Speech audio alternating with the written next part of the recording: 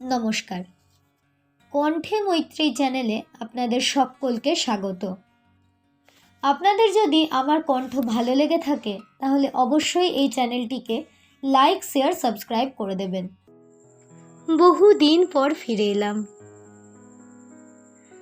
বহুদিন কিছু কবিতা শোনানো হয়নি আপনাদের। হয়তো বলেছিলাম শোনাবো, কিন্তু কথা রাখা হয়নি। এই কথা না রাখার প্রসঙ্গেই আমার আজকের নিবেদন কবি সুনীল গঙ্গোপাধ্যায়ের লেখা কবিতা কেউ কথা রাখেনি। কেউ কথা রাখেনি। ৩৩ বছর কাটলো, কেউ কথা রাখেনি। ছেলেবেলায় এক বষ্টমী তার আগমনী গান হঠাৎ থামিয়ে বলেছিল, শুক্লা দ্বাদশীর দিন অন্তরাটুকু শুনিয়ে যাবে।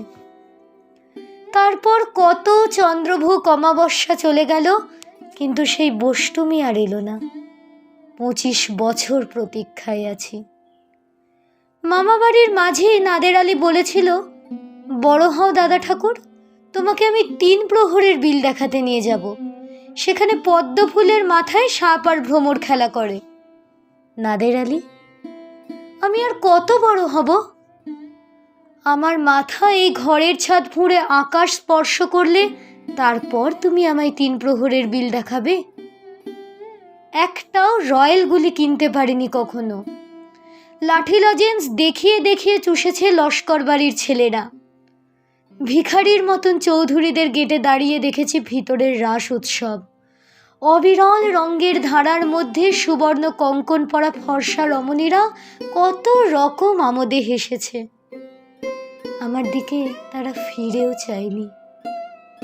বাবা আমার কাঁধ ছুঁয়ে বলেছিলেন, দেখিস একদিন আমরাও। বাবা এখন অন্ধ। আমাদের দেখা হয়নি কিছুই।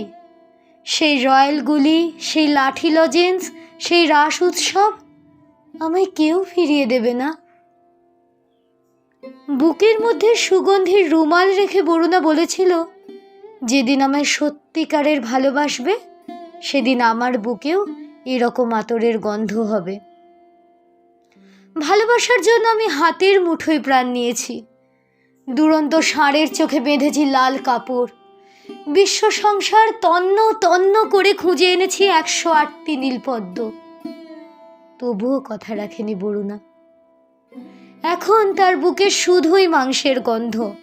এখনো সে যে কোনো নারী। কেউ কথা রাখেনি। ৩৩ বছর কাটলো, কেউ কথা রাখে না। নমস্কার। কলমে কবি সুনীল গঙ্গোপাধ্যায়, কণ্ঠে আমি মৈত্রেয়ী।